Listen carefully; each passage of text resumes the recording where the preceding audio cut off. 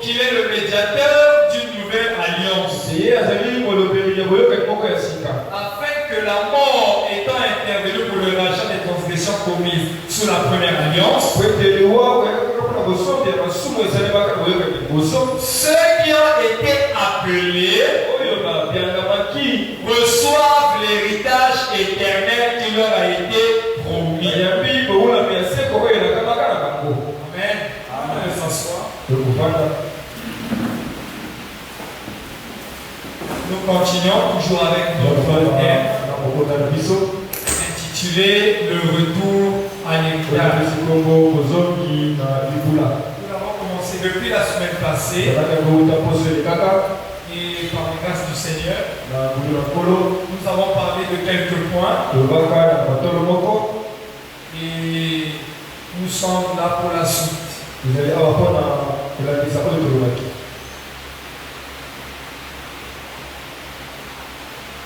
allons essayer de dire quelque chose.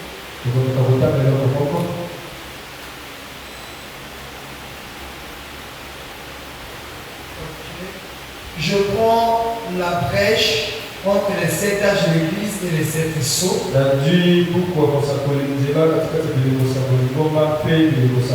Du paragraphe 117 au paragraphe 119. La brèche entre les 7 âges de l'Église et les 7 sceaux.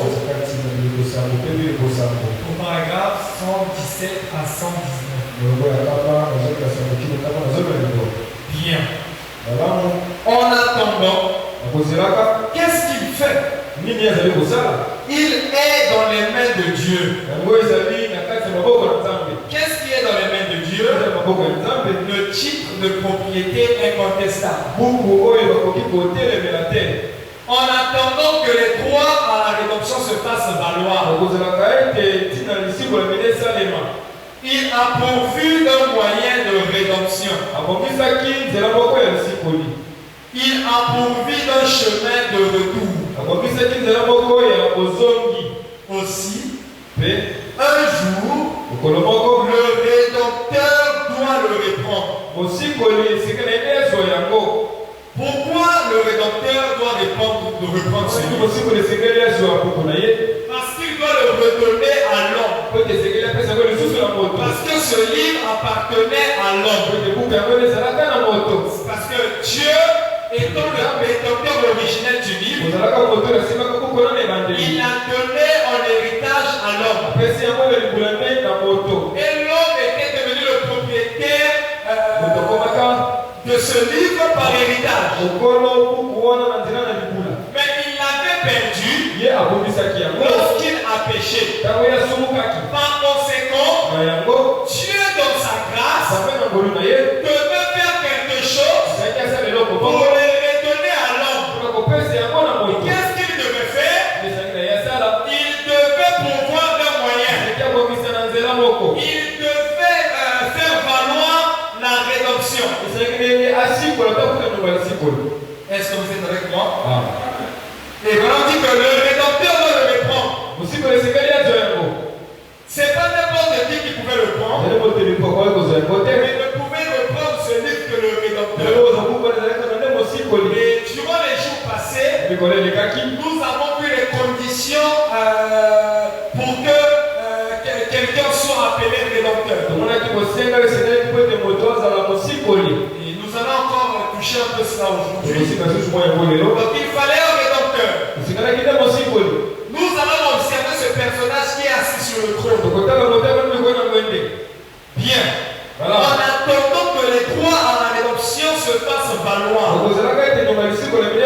Sa rédemption. Qu'est-ce que ce livre de la rédemption? Ce titre de propriété incontestable. Vous dites incontestable. Ça veut dire quoi? Ça veut dire qu'une recherche approfondie a été faite. Qu'on est remonté jusqu'à son origine.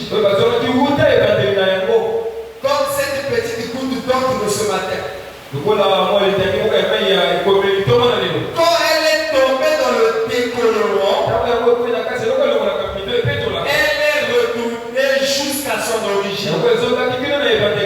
C'est comme lorsqu'on a un habit blanc et qu'elle a été tachée. La tache n'est pas l'origine du vêtement. Mais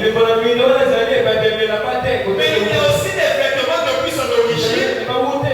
Il y a des dessins dessus. Mais il y a des vêtements qui n'ont pas de dessin, mais ont été tachés quelque part. Quand ça a été taché, le propriétaire ne veut pas voir son vêtement taché. Alors qu'est-ce qu'il doit faire? Il doit prendre un décolorant. On peut appeler le de Javel. Il doit prendre ce Javel et mettre le vêtement dans le Javel. Quand il sortira ce vêtement, la tache va disparaître. Pourquoi la tache va disparaître? Parce que cette tache n'est pas d'origine. Est-ce que vous êtes avec moi? Et vraiment déclare que c'est la même chose.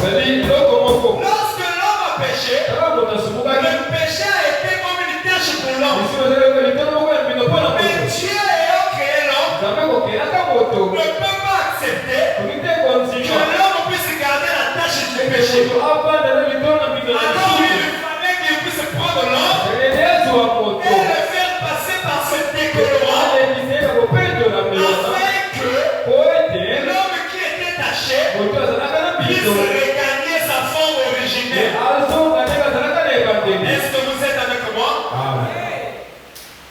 Voilà pourquoi la Bible déclare que même si vos péchés sont rouges comme le cramoisi, l'Éternel peut le laver par son sang. Et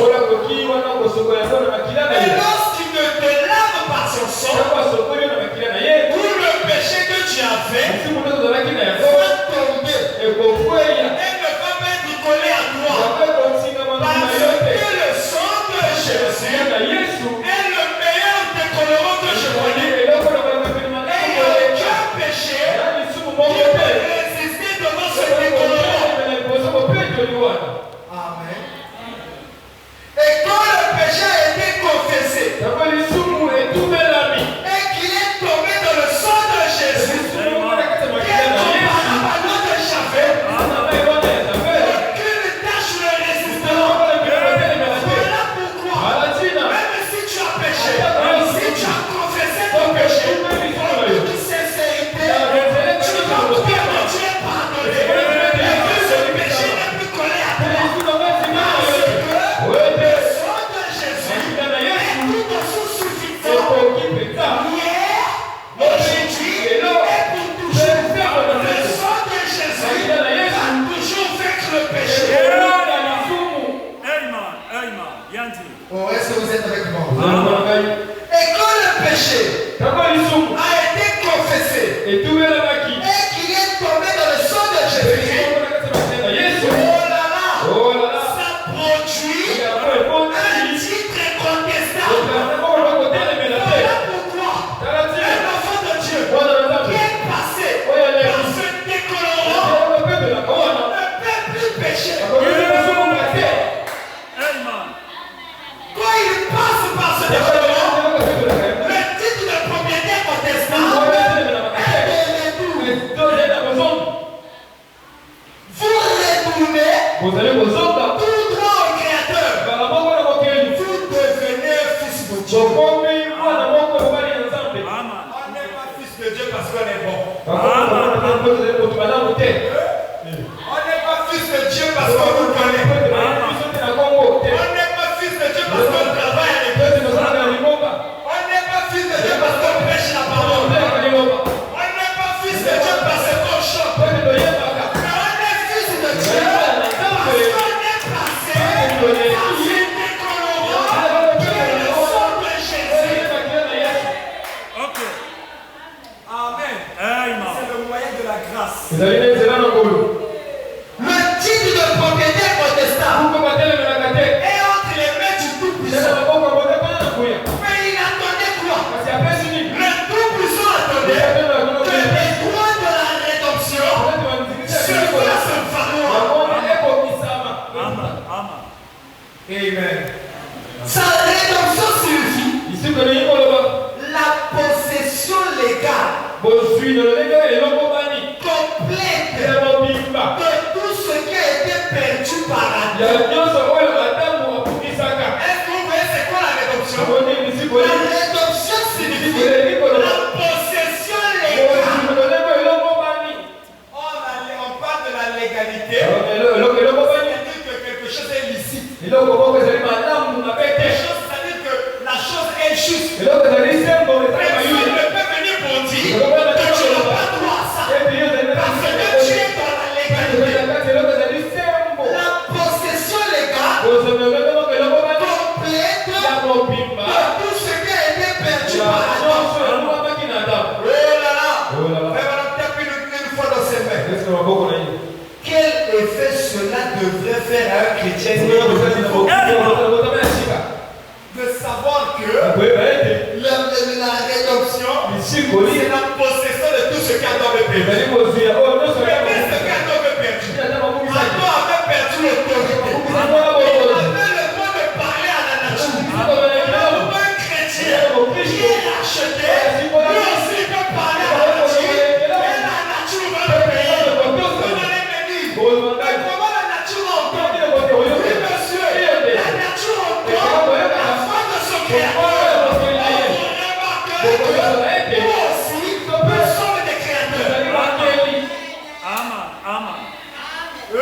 Comme tu as demandé à Jean, où étais-tu? Jean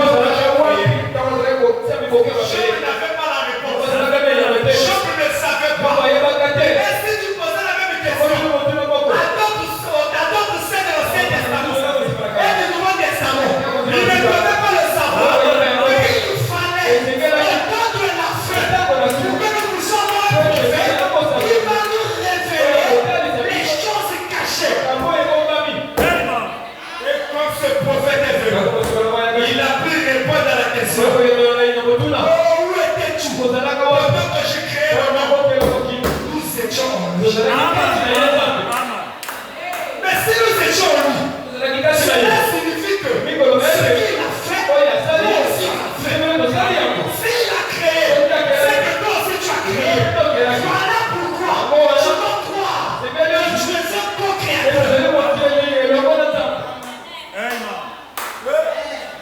Et vous remarquerez une chose, c'est pas Dieu qui a donné les noms aux animaux. C'est pas Dieu qui a donné les noms aux oiseaux. Pourquoi il ne l'a pas fait? Parce que Dieu s'est bien reposé. Il devait laisser quelqu'un d'autre continuer le travail.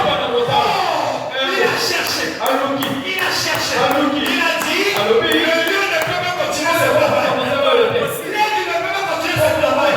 Les anges ne peuvent pas continuer ce travail. Mais il y a quelqu'un qui peut continuer le travail. Alors que tu regardes, l'homme a été créé à mon image, selon ma ressemblance. Alors, comme il est mon fils, il peut aussi le faire. Parce que l'enfant de Dieu est aussi un lion. Est-ce que vous êtes avec moi? Oh Dieu, quel effet cela devrait faire à un chrétien? La possession légale du titre incontestable. Du titre de propriété qui donne le droit à la vie éternelle. Oh, on a lu qui doit croire à Jésus ne périsse point, mais qu'il est là. Et ce titre de propriété, c'est ça qui donne le droit à la vie éternelle. Amen. Signifie que nous possédons tout ce qu'Adam et Ève ont perdu. On n'a pas dit que vous croyez. On a dit vous possédez. Or on possède quelque chose, c'est-à-dire que la chose se trouve entre nous. La chose nous appartient. On a le droit de faire ce qu'on veut. Mais ne les laissez pas entre les mains. C'était l'erreur que Adam avait fait. C'est qu'il avait laissé le titre de propriété seulement entre ses mains. Notre frère Branham me dit que nous devons avaler ce titre. Est-ce que vous êtes avec moi? Oh, prenons la même brochure. Paragraphe 88 à 91. La même brochure, paragraphe 88 à 91. Donc, quelque chose a été perdu. Un chemin cherche à revenir. Qu'est-ce qui a été perdu? L'autorité. Le type de propriété contestable. Ça a été perdu. Sa chemin cherche à revenir. À retrouver son état premier. Parce que l'homme en péchant, il a perdu sa position. Quelle position? Sa position de fils de Dieu. Alors, lorsqu'une personne même tombe malade, il n'a pas envie de rester malade. Ou il va parfois à l'hôpital afin d'obtenir les médicaments qui vont le donner la force afin qu'il puisse regagner son état. L'état premier de l'homme, ce n'était pas la maladie. Alors, Adam aussi avait péché. L'homme aussi avait péché. Il avait perdu sa position. Alors il doit aussi chercher à revenir à sa position initiale, à son état premier. Or, pour le faire, cela ne dépend pas que de lui. Cela dépend du Rédempteur. Amen.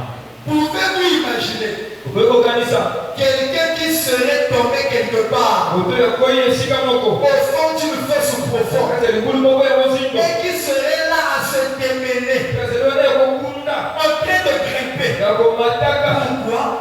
Parce qu'il ne peut pas rester dans le péché. Pourquoi un enfant de Dieu qui se plaît dans le péché? Moi je doute qu'ils sont enfants de Dieu. Amen. Un enfant de Dieu ne peut pas se plaindre dans le péché. Parce que le péché n'est pas son état premier. Lorsque le péché coule et qu'il a été attrapé par le piège du chasseur, il ne reste pas tranquille. On a de l'homme et le chasseur dans les blancs. Et il cherche à se battre. Il cherche à se battre pour ne pas rester là. Et l'enfant de Dieu, quand il est dans le péché, il cherche aussi à se battre. Il cherche à se battre afin de sortir. Et si tu es là tranquille, il y a quelque chose qui ne va pas. Amen.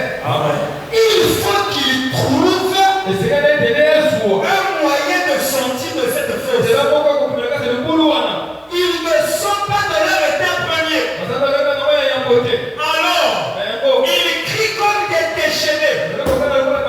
Ils griffent les murs. Ils font du tapage. Et ils font n'importe quoi. Ils gémissent parce qu'ils veulent retrouver leur état premier. Qu'en est-il de l'homme qui a péché? C'est la même chose. Quand une personne est frappée de maladie, de mort, de toutes sortes, il fut un temps où il n'était pas dans cet état. Il fut un temps où Adam n'était pas dans la position de péché. Il dominait sur la créature. Il dominait la terre. Mais le serpent les a eus et ils ont péché. Ils ont perdu leur position. Mais dans le cœur, il y avait quelque chose qui soupire. Non, moi je dois revenir. Je dois revenir dans mon Dieu. Ok. Il gémisse. Pourquoi? Ils ne sont pas bien portants. Il y a quelque chose qui ne va pas. Alors ils gémissent.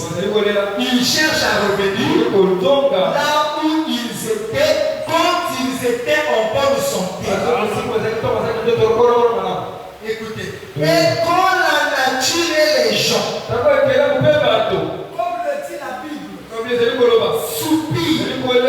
Ça montre qu'il y a quelque chose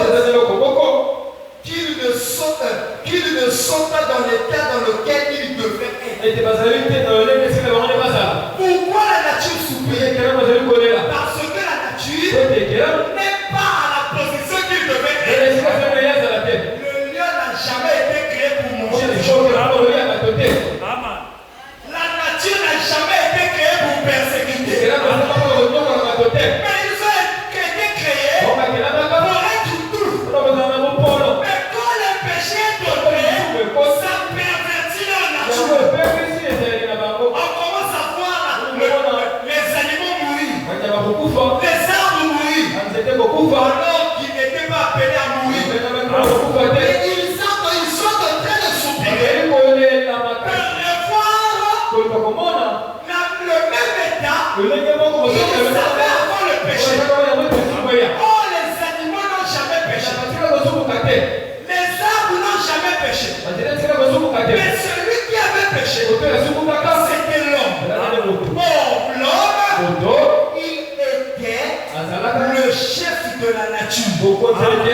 Tout quand il a péché, il a laissé la mort entrer sur la nature et sur lui-même. Alors, pour que la nature regarde leur position normale, il faudrait d'abord que l'homme puisse revenir à son état normal. Que la nature veut voir son chef. Son chef, c'est pas Dieu. La nature, son chef, c'est l'homme. Est-ce que je peux entendre la main? Le chef de la nature, c'est pas Dieu. Est-ce que vous dites amen? Le Dieu de l'univers, c'est le Dieu créateur. Le Dieu de la terre, c'est l'homme. Donc tout ce qui est de la terre, après Dieu, tu es le Dieu de l'âme. Est-ce que tu le crois? Tu es le Dieu du lion. Mais si Dieu est un Dieu, c'est que tu peux leur dire un mot. Mais quand tu ne regardes pas ta position, les lions ne vont pas te respecter. Il faudrait d'abord que tu regardes ta position. Car dans le péché, la nature ne peut pas t'obéir. Écoutez, ça montre qu'il y a quelque chose qu'ils ne sont pas dans l'état dans lequel ils devraient être. Ils sont tombés de quelque part. Ça, on a besoin de personnes pour nous interpréter. Voyez, en effet, bien sûr, nous savons que c'est de la vie éternelle qu'ils sont tombés. L'homme est tombé de la vie éternelle. Nous avons choqué. Il nous a créés pour la vie éternelle. Mais nous savons péché et avons tout perdu. Nous attendons que la vie éternelle nous soit versée.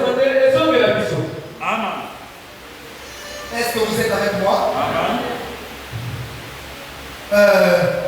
Nous savons que c'est de la vie éternelle qu'ils sont tombés et ils ont perdu le droit à la vie éternelle par la chute d'Adam et Ève dans le jardin d'Éden. Donc, qui dans le jardin d'Éden sont tombés de la vie éternelle de la mort et ils sont entraînés avec eux toute la nature. Donc la nature a été entraînée par Adam et Ève. Mais la nature ne peut pas rester toujours dans leur état de maladie. Et ça soupire.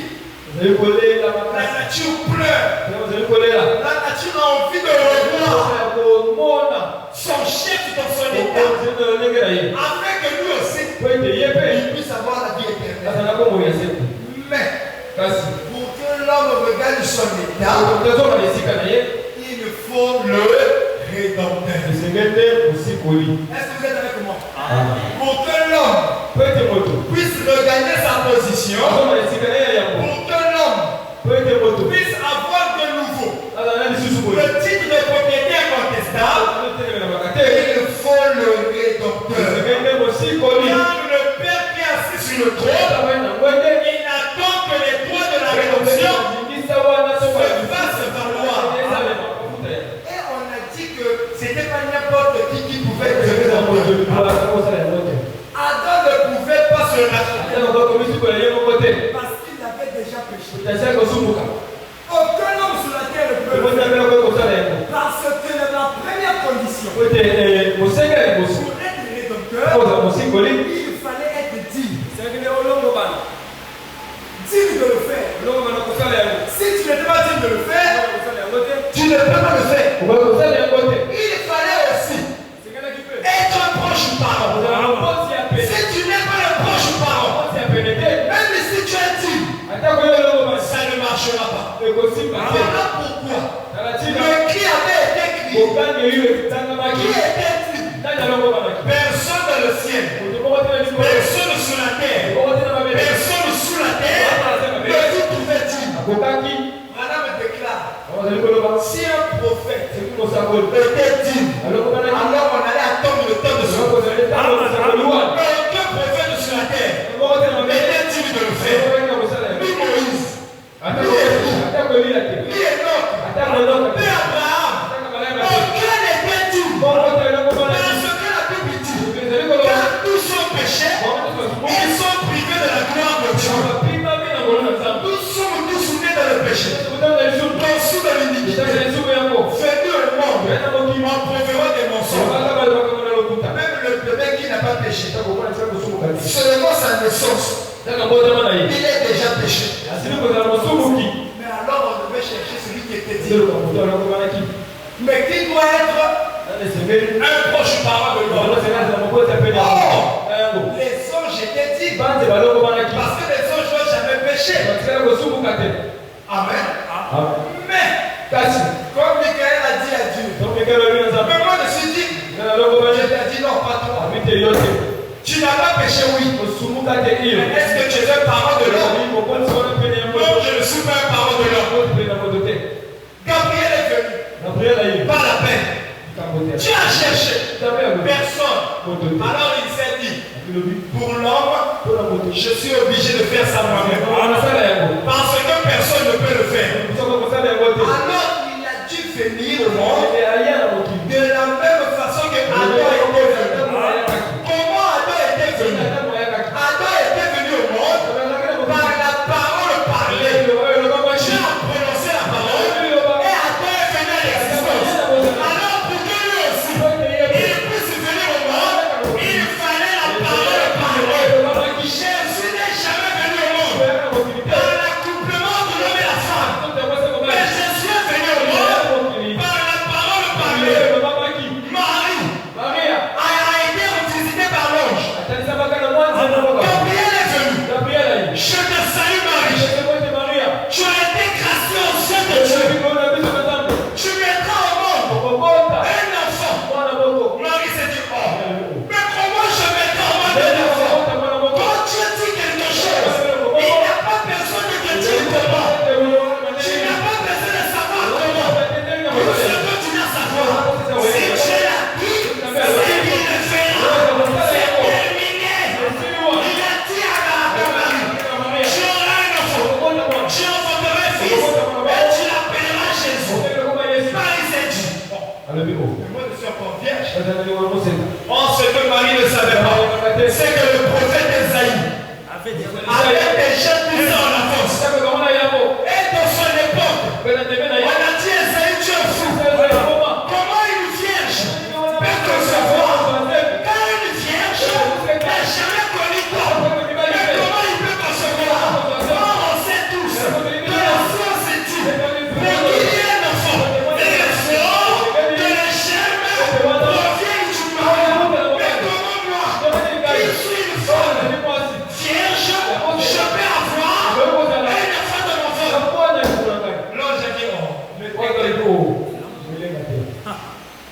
Ne t'inquiète pas. Le message que je te donne, ce n'est pas un message des humains, mais c'est le Créateur qui l'a dit. C'est le Créateur avait créé l'homme. Est-ce qu'il n'était pas capable de créer l'homme que nous sommes? Marie, ne t'inquiète pas. C'est le Saint-Esprit qui va s'en charger. Et comme Marie a cru, elle a eu la foi à ce que l'ange l'avait dit. En ce moment-là, l'enfant a commencé à se créer. Une cellule de sang a commencé à se créer. Parfois, Dieu n'agit pas dans ta vie parce que tu ne crois pas encore. Mais dès lors que tu vas croire, tu vas commencer à voir ce que Dieu est en train de faire. Tu ne verras peut-être pas ça à l'instant. Amen. Mais il est déjà en train de faire le travail. De la même façon que lorsqu'on casse une pierre, on ne peut pas voir la fissure. Mais la pierre a déjà une fissure intérieure. Quand tu es en train de taper, tu ne vois encore rien. Tu te dis, mais tout ce que je suis en train de faire ne sert à rien. Continue seulement. Ne t'arrête pas. Continue à frapper la pierre. Continue à frapper la pierre. À un moment donné, la pierre va lâcher. Alors Marie a commencé à sentir quelque chose. Et Joseph, qui était son fiancé, il voit Marie, dit, mais Marie, moi et toi, on n'a jamais fait quelque chose. Mais comment ça se fait que tu sois enceinte? Je ne peux pas t'épouser comme ça. Je vais peut-être pas te faire honte. Mais ça, je rentre toi et moi. C'est fini. Parce que tu as commis adultère. Marie commençait à pleurer. Mais Joseph, c'est pas ça. Joseph ne croyait pas. Marie est partie dans la prière. Oh Seigneur, c'est toi qui avais dit que je sois donné un fils. Maintenant, on est en train de me mettre pitié. Seigneur, fais quelque chose. Lorsque Dieu te dit quelque chose et que les gens ne croient pas, il n'y a pas de problème. Toi n'accuses pas ces gens. Mais va auprès de ton Dieu. Dis Seigneur, c'est toi qui m'avais dit. C'est toi qui me l'avais promis. Je veux voir les sœurs qui accompagnent. Et l'ange du Seigneur a dit, oh, comment Joseph peut douter de ce que je veux. Alors il est venu apparaître lui-même à Joseph. Gabriel dit à Joseph, Joseph, ta fiancée Marie ne t'a pas commis adultère. Mais l'enfant qu'elle porte est un enfant spécial. Car dans toute la création, il n'y a jamais eu un enfant qui est né comme cela. C'est un enfant spécial. Il est né pour régner sur Israël. Il est né pour accomplir une mission. Quelle mission? La mission de la rédemption. Alors Joseph a cru. Et est parti voir Marie. Et l'enfant Jésus est né. Mais vous remarquerez qu'avant sa naissance, il y a eu des persécutions là où elle était. Elle devait alors fuir. Or, il avait été promis que le Rédempteur, le roi des Juifs, viendra dans une fille, dans une petite fille, pas une grande fille, une petite fille, appelée Bethléem. Mais s'il n'y avait pas eu la persécution des rois, Jésus n'allait pas naître à Bethléem. Voilà pourquoi même les problèmes qui nous arrivent, même les situations qui nous arrivent, n'accusez pas les sorciers. Quelque chose comme ça, la famille n'a rien fait. Si Dieu ne permet pas, même si tous les démons de l'enfer se réunissent contre toi, rien ne marchera. Pourquoi? Parce que Dieu n'a pas permis. Donc si quelque chose t'arrive, sache que c'est Dieu qui l'a permis. S'il n'y avait pas eu la persécution, la promesse de Dieu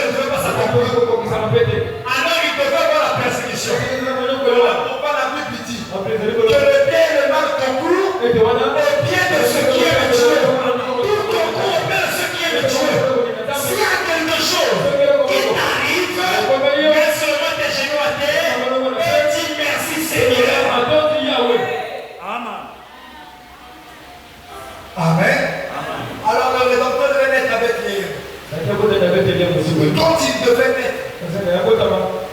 Il y a eu la constellation des étoiles.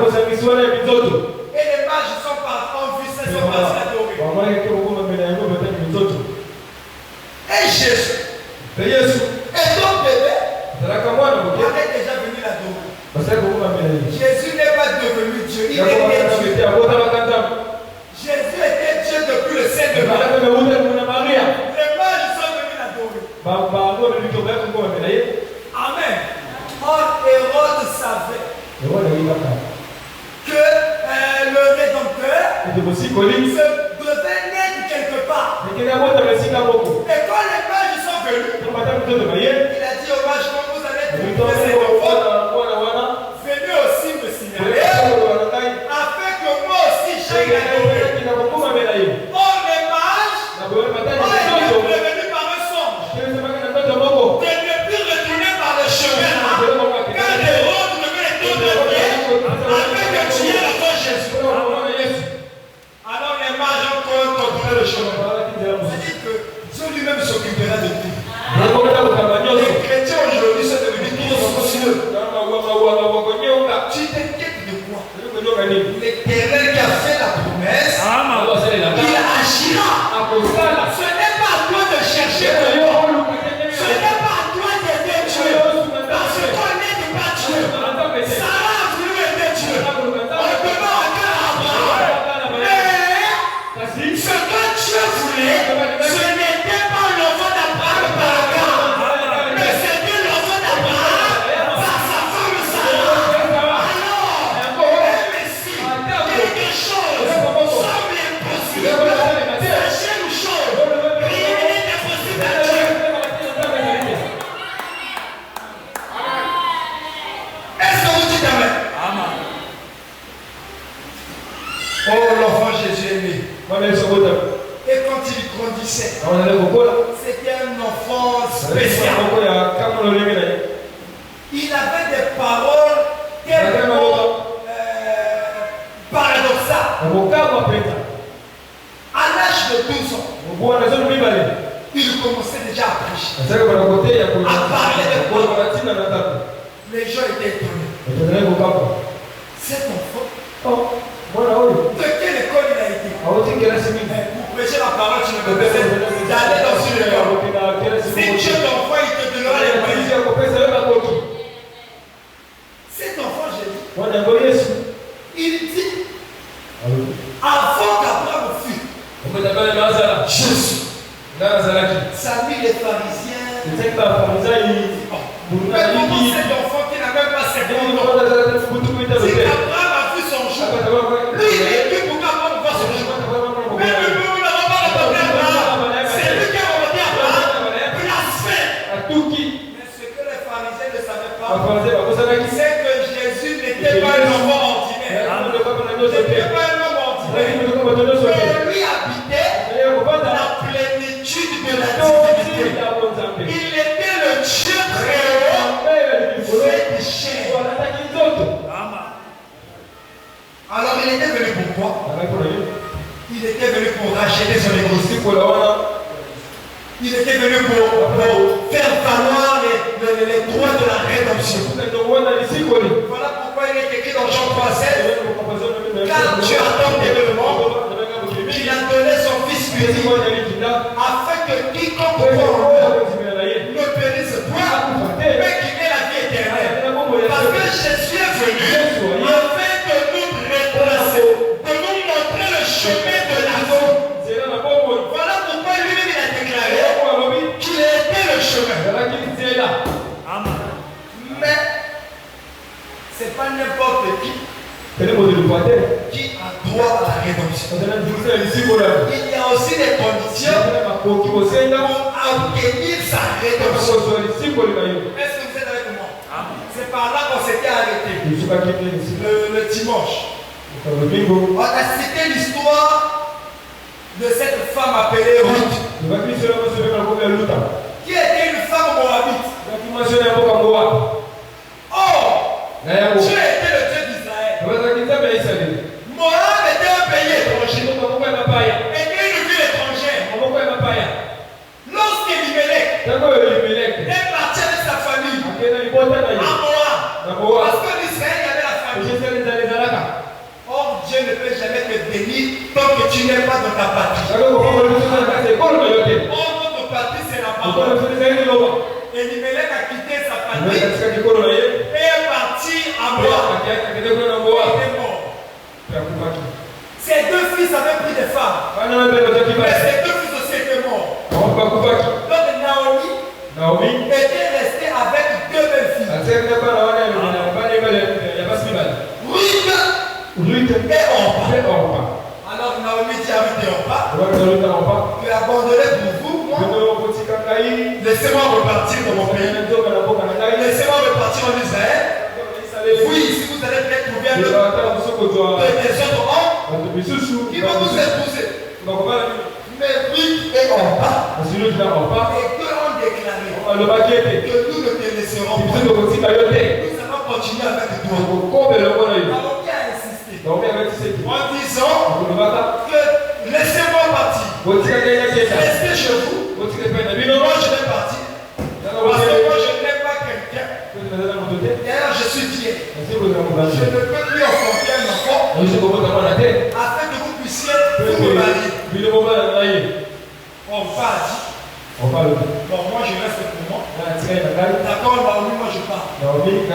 Mais Ruth a dit que je ne partirai pas. Je resterai avec toi et j'irai là où tu iras. Ton Dieu sera mon Dieu.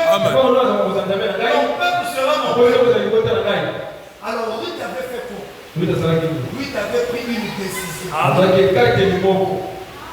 Donc la première des choses, il faut prendre une décision. Ce sont les conditions pour être racheté. Ou encore les étapes pour être racheté. Lisons quelque chose. Apocalypse chapitre 5, deuxième partie. Je prends le paragraphe 105.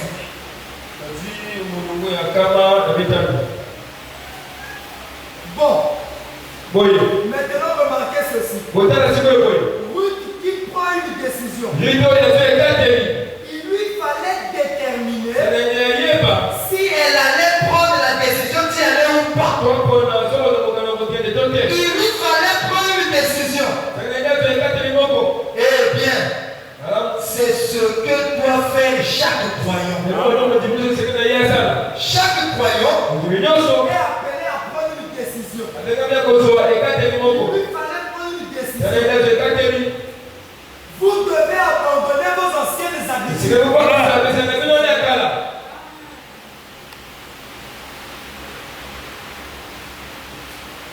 Parce que on ne peut pas suivre Dieu en gardant toujours nos habitudes. Il faut abandonner. On n'a pas dit mettre de côté. Parce qu'il y a des gens comme ça. Ils le mettent de côté. Et quelques moments ils reviennent encore. On ne demande pas de mettre de côté. On demande d'abandonner. Et lorsqu'on abandonne, ce n'est pas pour y revenir. C'est pour laisser complètement. Vous devez abandonner vos anciennes habitudes. Votre ancienne vie. Vous devez abandonner ces vieilles choses du monde. Paragraphe 107. Elle avait dit abandonner les anciennes habitudes de vie. Ou quelque chose de ce genre. Pour se rendre dans un nouveau pays. Vers un peuple nouveau. Qu'elle n'avait jamais connu auparavant. Est-ce bien ce que vous avez fait? Après être devenu chrétien, vous avez abandonné la salle de billard. Vous avez abandonné les boîtes de nuit. Est-ce vrai? Vous avez abandonné le mensonge. Est-ce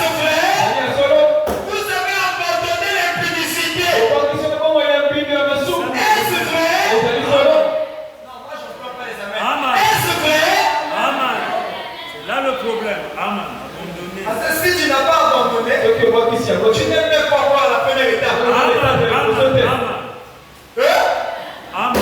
Est-ce que vous avez abandonné les causeries inutiles? Il y a encore beaucoup de gens qui sont là dedans. Tu te dis chrétien, mais tu passes toute une journée sans parler de Dieu. Tu es là toujours dans les causeries inutiles. Soit c'est la politique, soit c'est le sport, soit c'est je ne sais quoi, les hommes, les femmes.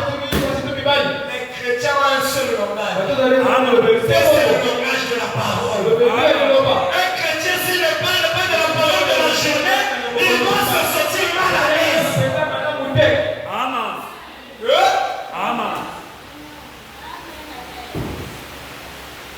Branham me dit que Dieu a besoin de notre temps. Est-ce que vous avez déjà abandonné les choses du monde pour avoir le temps pour Dieu? La journée à 24 heures. Chez toi, Dieu a combien?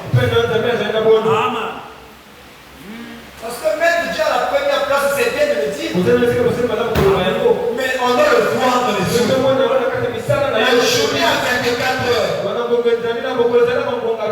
Même 8 heures de sommeil.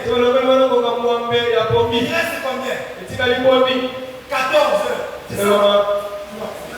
16 heures. Bon, dans les 16 heures, tu as combien? On voit les chrétiens tout le temps à la télévision. Tout le temps à TikTok. En train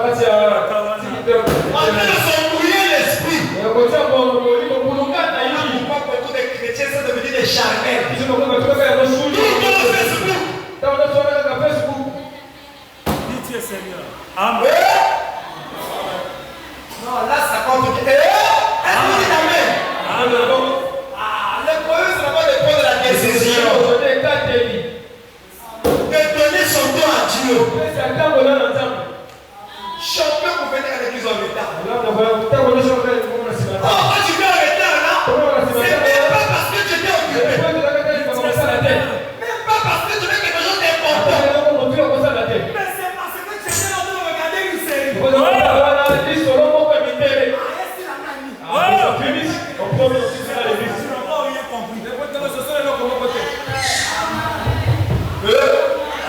Est-ce que le vent donne la main?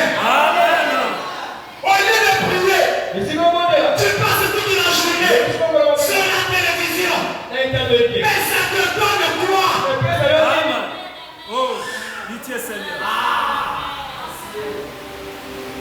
Beaucoup de gens sont là dedans. Que Dieu nous aide tous. À lui donner le temps qu'il lui faut. Le dernier jour, il a prié pour quelqu'un. Et la personne n'était pas guérie. Alors qu'il avait dit Seigneur le Seigneur. Alors il dit Seigneur, tu as des comptes à me rendre. Il lui dit non, c'est toi qui me dois ton temps. Beaucoup de gens pensent que le péché c'est seulement mentir, voler, quand tu es tout le temps dans la distraction, tu es dans le péché. Imagine Jésus revenait et que tu voyais dans TikTok. Et ça c'est l'esprit qui sont souvent sous les seuls. TikTok jusqu'à en train de rire. C'est comme si Dieu t'avait créé pour rire. Si tu veux rire, rire dans la parole. Toujours là en train de regarder les films et les séries. Tu n'as plus pas assez. Quelqu'un va te faire la télé. Le diable, c'est-à-dire que le diable aujourd'hui a compris. Bon, les chrétiens on va toujours les avoir dans les péchés qui sont connus. On va les avoir dans les petites choses. Le temps de prière a diminué. Et toi tu penses que tu es toujours chrétien. Et quand tu viens à l'église, tu peux sonner amen. Oh, tu es encore dans le péché. Tu peux profiter de l'onction qui est dans l'église. Et toi-même tu n'as pas d'option. La vie chrétienne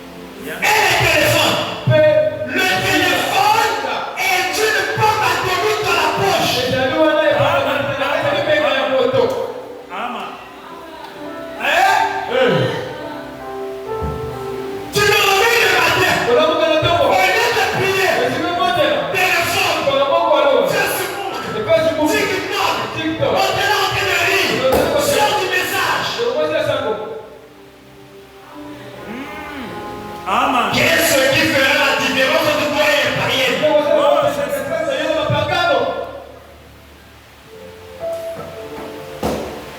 Dans le quartier, on te connaît comme une personne qui parle beaucoup.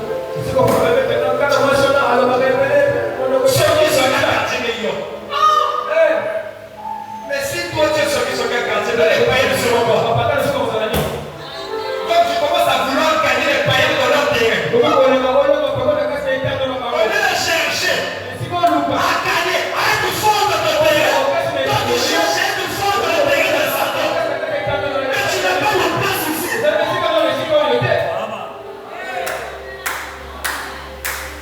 Les amis, c'est piqué. C'est la vérité. Et l'esprit de pas retrouver chez les soeurs, on commence à aussi retrouver ça chez les frères. Les frères qui ne parlent, qui sont là toujours à parler. Un chrétien, c'est une personne qui pèse. Lorsque les païens te voient comme le craint, moi, il y a des gens qui viennent pour m'approcher pour me dire n'importe quoi, ils hésitent. Parce qu'ils savent que moi, je les laisse.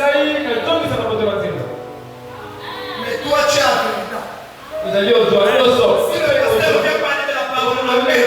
Si le païen vient parler des choses, amen. Oh Jésus, pitié Seigneur. Comment il capte la Seigneur à la tête? Il est là qui tombe, chrétien.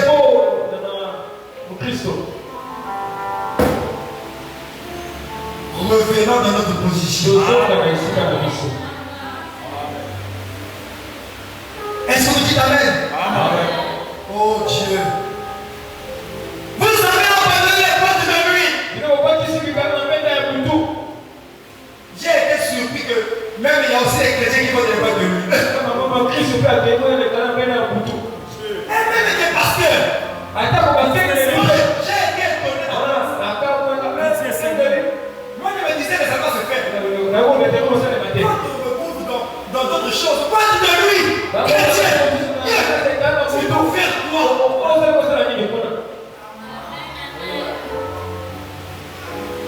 C'est malheureux. Vous savez-tu commencer à fréquenter un groupe de gens qui donnaient l'impression d'avoir l'espace? Un chrétien, quand il croit, il change son environnement. Dis-moi avec qui tu marches. Je te dirai quel esprit t'anime. Si tu marches avec tes frères, tu es un frère. Si tu marches avec des impudiques, tu es un impudique. C'est clair. Le péché, c'est pas l'acte. Parce que les gens pensent que le péché, c'est pas chose. Non, le péché, c'est pas le désir de commettre. Il y a des gens qui ont le désir de commettre, mais ne le commettent pas parce qu'ils savent qu'il y a des frères à côté. On va pas écouter. Mais quand tu es hypocrite, tu te vois les gens. Parce que devant Dieu, tu n'es pas hypocrite. Je vais dormir. Il voit tout. Amen. Mieux vaut être bon. Le Dieu de Dieu. Et mauvais aux yeux des hommes. Qu'être mauvais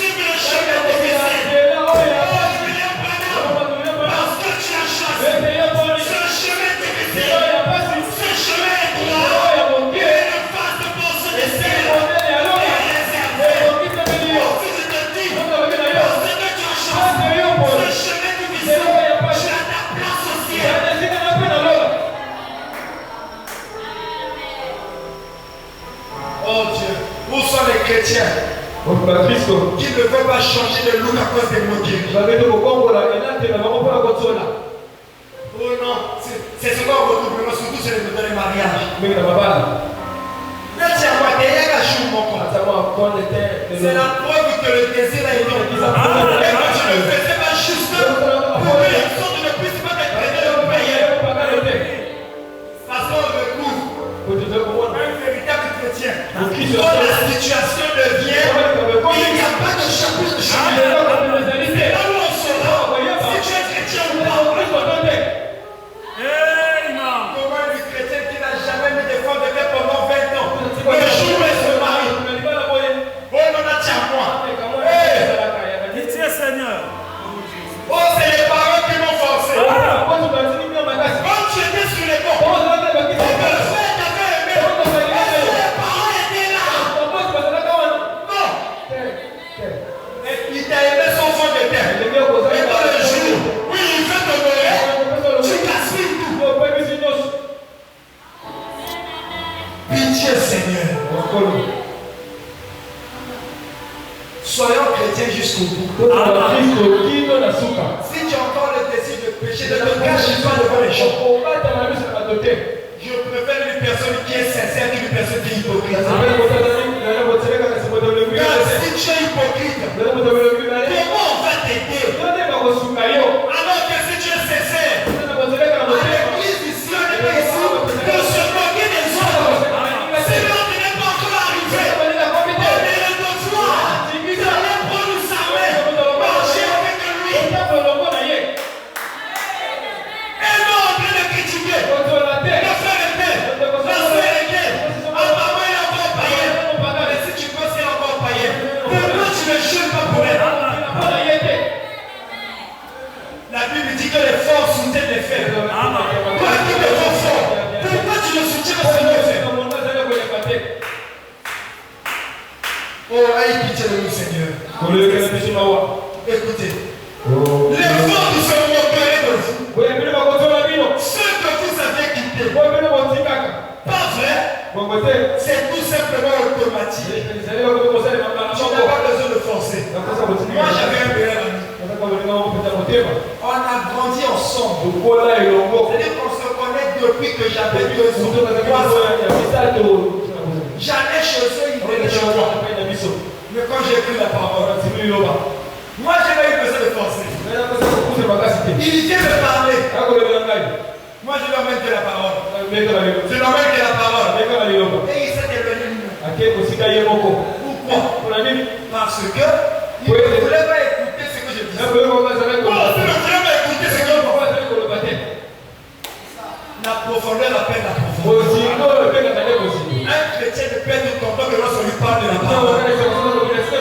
Aujourd'hui, Dieu m'a donné d'autres meilleurs amis. Et là, le meilleur ami est là. On s'est connus dans la parole.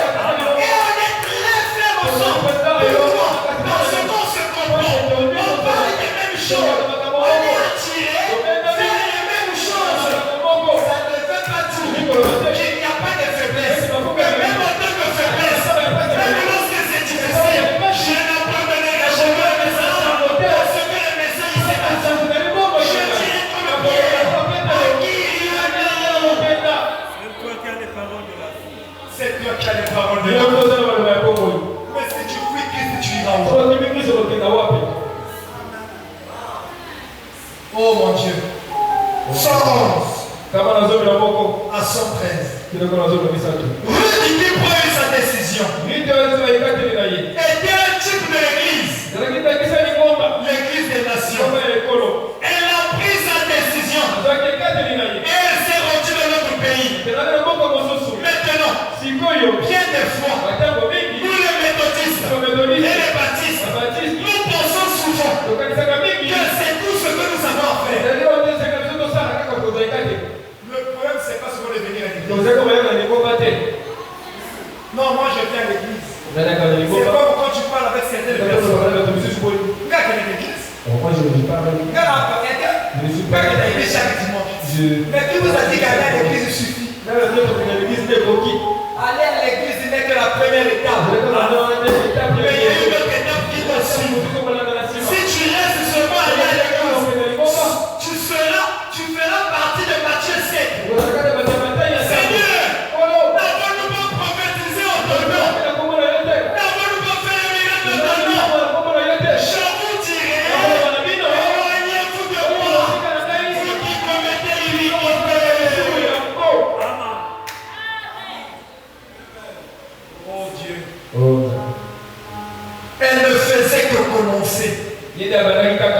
Tout comme nous, quand nous venons à l'église, nous ne faisons que commencer. Mais nous n'avons rien accompli. Et nous venons juste entrer dans le pays.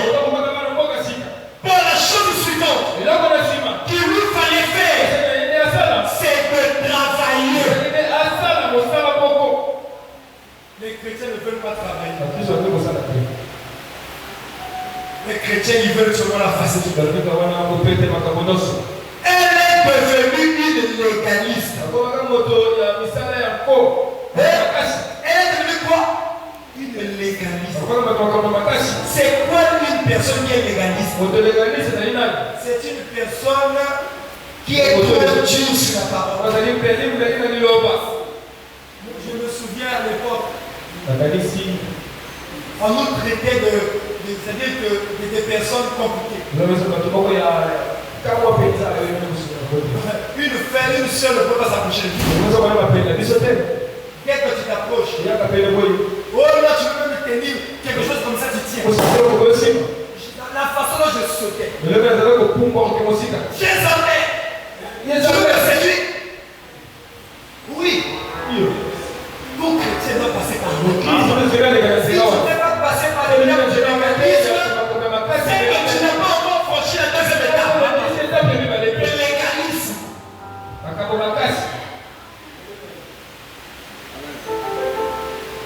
C'est l'étape où on fait pas cadeau au péché. C'est l'étape où on est très dur. Quand tu veux une personne qui n'est pas dans l'église, je suis païen frère. Comment tu veux copier un jour de Dieu? Nous, on avait les noms. C'est lui qui venait à l'église le dimanche. On avait dominicain. Je voulais dominicain. Parce que le zèle était là. Mais c'est pas vraiment aujourd'hui. Les gens n'ont plus de zèle. Quelqu'un en métal. Tu es en métal. Mais tu viens comme un chef. Alors que moi je me souviens. Je l'ai en train de courir. Parce que la soif de la parole. Mais qu'est-ce qui se passe avec les chrétiens aujourd'hui? Il y a quelque chose qui ne marche pas. Oh chrétien, il faut travailler. Ne faites pas cadeau au péché. Le péché est mortel.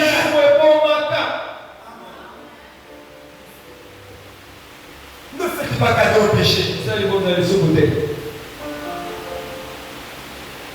Oh Dieu. Il lui fallait travailler à son propre salut. Avec crainte et tremblement. Il faut travailler pour ton salut. Toi, tu attends qui va travailler pour ton salut. Tu n'as pas encore le Saint-Esprit dans ton âme. Mais tu es toujours là à dormir comme un cochon. En train de ronfler. Tu ne peux pas prier. Tu ne peux pas travailler pour ton salut. Mais finalement, tu viens faire quoi à l'église? Aujourd'hui, c'est rare de voir les gens venir parfois. Lui, le prière à l'église se consacre personne. On est toujours là dans les coups. On prie seulement quand on est ensemble. Mais quel est le jour où tu vas bien prier quand tu es seul? La vie chrétienne, c'est pas une vie collective.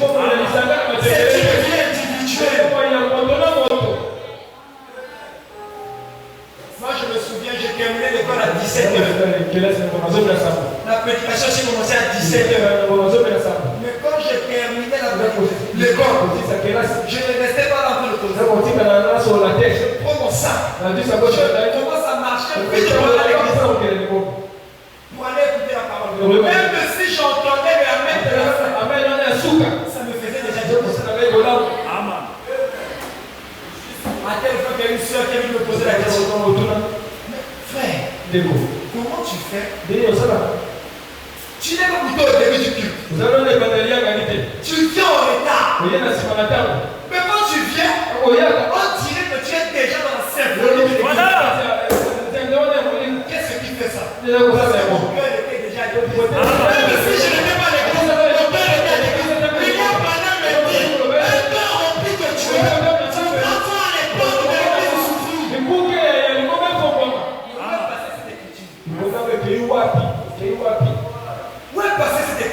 On doit travailler pour notre salut. Est-ce que vous dites amen? Amen. Oh Dieu. Elle est allée au champ. Après avoir mis ses vêtements. Elle est allée dans le champ qu'elle avait derrière les serpents. Afin de trouver quotidiennement de la nourriture fortifiante. Pas vrai? Écoutez. Que faisait-elle? Elle essayait de trouver grâce aux yeux de Boaz. Est-ce que toi tu essaies de trouver grâce aux yeux de Dieu? Comment tu essaies de trouver grâce aux yeux de Dieu? En s'habillant comme des païens et des païens. En passant toute la journée sans parler de Dieu, sans penser à Dieu. Les chrétiens ne sont pas stériles. Là où tu es, tu dois parler de Dieu. Un chrétien n'est pas égoïste. Tu connais les gens, tu marches avec des gens qui n'ont jamais accepté Christ. Mais tu ne leur parles pas de Christ. Mais tu es quel genre de chrétien? Un chrétien doit parler de Dieu. Moi je me souviens, je pouvais commencer à exhorter une personne. J'exhorte une personne. Et moi c'était ça. Quand je pars, après je vois c'est toute la classe qui est là en train de me dire. Pourquoi? Parce que le cœur de Dieu. Est-ce que dans le cœur Dieu est là? Est-ce que nous aimons Dieu? Est-ce que nous voulons plaire à Dieu? Est-ce que l'église est avec moi? Oui, tu étais là en train de chercher à plaire à Dieu. Mais ça devait être la même chose pour nous chrétiens. On devait être là en train de chercher à plaire à Dieu. Que le seul moyen de plaire à Dieu, c'est dans sa parole. Il dit si vous m'aimez, gardez ma parole. Vivez ma parole. La parole dit qu'on doit venir au culte 30 minutes avant de faire des choses. Mais lesquels le font? C'est ça. Dieu dans les petites choses. Les chrétiens aujourd'hui ne veulent pas aussi lire. Tu passes toute la journée, tu ne lis même pas la parole. Même pas la Bible, même pas la dénomination. Et comme ça, tu peux grandir. Tu vas grandir.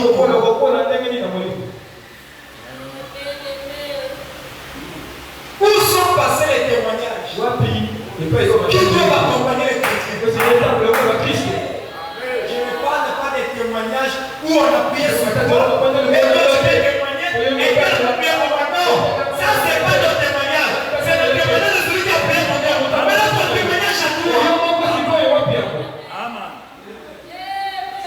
Où sont passées les expériences? Donc, tu passes tout un mois. Tu n'as rien expérimenté avec Dieu. Et tu me dis chrétien. Tu n'es pas chrétien. Je te dis clairement, tu n'es pas chrétien. Maintenant me dit une vie pieuse attire les anges. Mais quels sont ces anges qui vont marcher avec toi pour rester calme? Si tu es avec toi, où sont les prodiges? On ne vient pas à l'église pour écouter souvent les témoignages des autres. Mais chacun de nous doit avoir son témoignage. N'ayez pas peur. C'est vous qui ouvrez la parole. Quand les malades viennent, n'ayez pas peur de prier.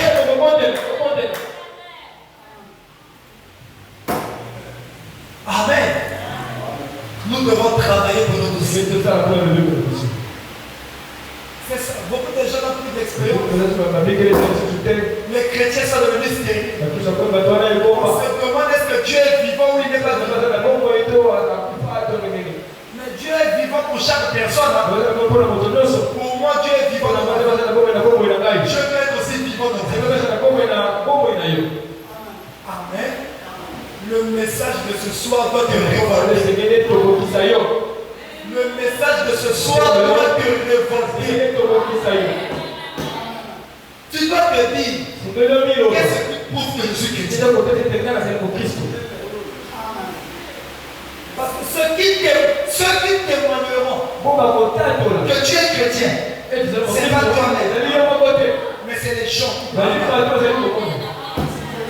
y a des gens, même s'il ne dit pas qu'il est chrétien, juste en le voyant, tu te dis, le gars est chrétien. Mais toi, quel est le témoignage que tu as dans ton cœur? Quel est le témoignage que tu as dans ton cœur? Une personne de mauvais cœur. Ça c'est le témoignage que tu as. Mais si tu as ce genre de témoignage, tu n'es pas chrétien. Un chrétien est une lumière. Mais est-ce que la lumière ne va pas prier? Quelle est cette lumière qui ne brille pas? Une lumière, même si tu le caches, ça va briller. Même si tu ne témoignes pas, les gens vont témoigner. Vous voyez la parcelle là? Il y a une personne là qui est chrétienne.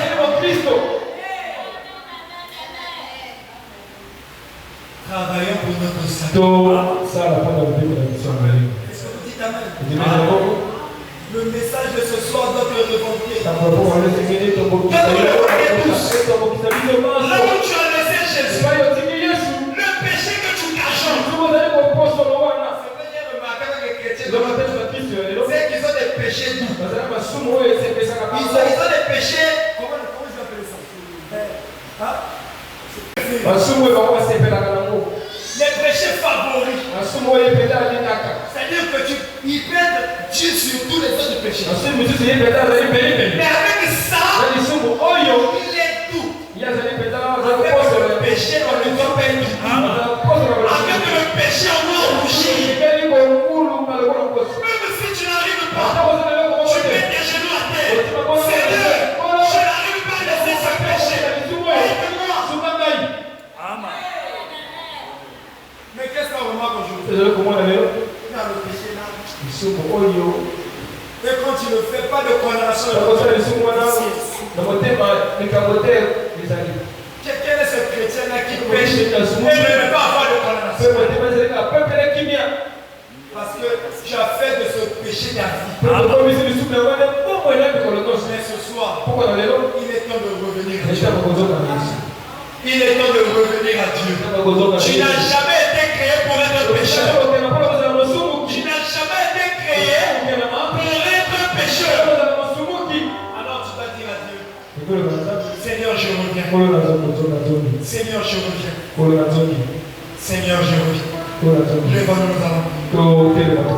Seigneur, je reviens.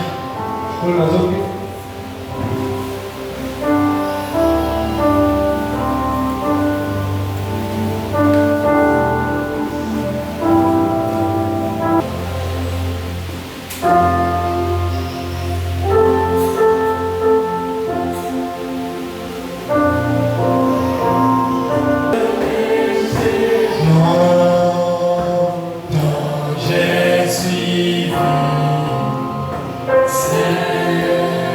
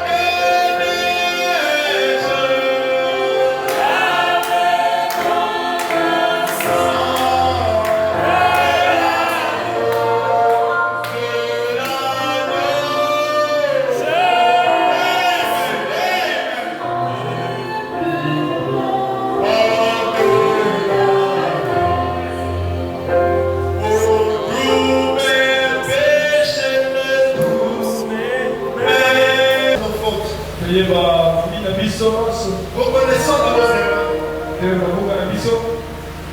Être comme un Jésus. Alléluia. Comme un Jésus. Oh, moi, je veux être comme un Jésus dans toute ma vie. Être comme un Jésus. Oh oui, marcher.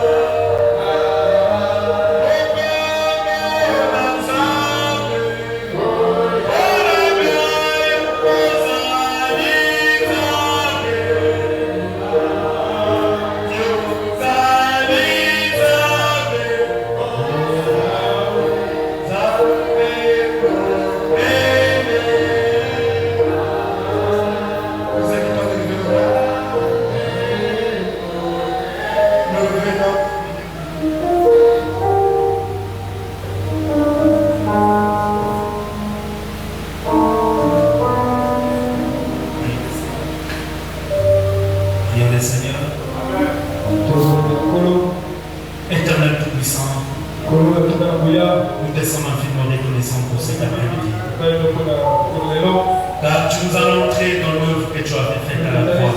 L'œuvre de la croix est tellement grande, Seigneur. Est-ce qu'on peut te dire pour cette œuvre? Juste de dire merci. Mais tu nous as donc dit, nous devons prendre une décision. Car tu m'as dit, si vous voulez me suivre, que chacun de nous puisse porter sa croix. Nous avons une décision à prendre. C'est pour ça que tu nous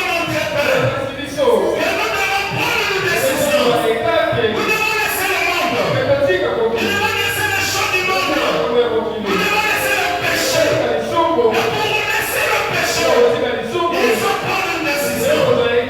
Père, en tant que tes enfants, ce soir, nous avons pris la décision de te suivre. Nous avons pris la décision de laisser, d'abandonner tout ce qui est du monde, d'abandonner tout ce qui est du péché, d'abandonner tout ce qui nous empêche à te prier, à te consacrer, à être plus près de toi. Nous avons pris la décision. Père, aide-nous, Seigneur, dans cette décision à suivre